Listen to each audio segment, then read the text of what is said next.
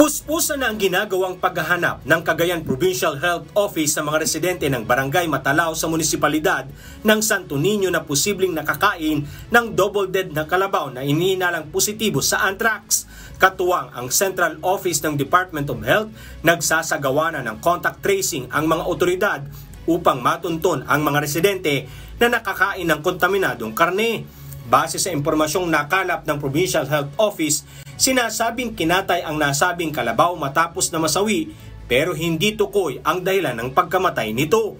Matapos nakatayin, ibinenta pa ng may-ari ang karne nito sa nasa 141 residente sa lugar.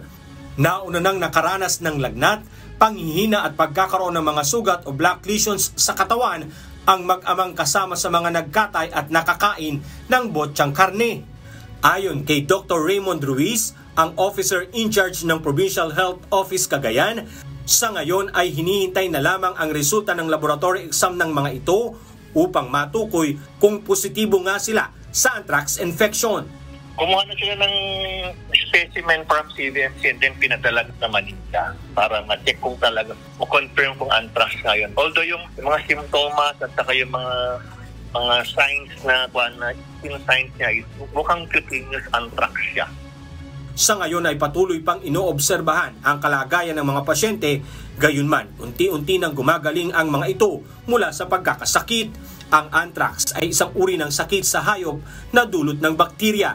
Maaari itong maipasa sa tao kung makakakain o maipapasok sa katawan ang karne ng hayop na kontaminado ng sakit. Alan Manansala, humahataw sa Balita Ngayon.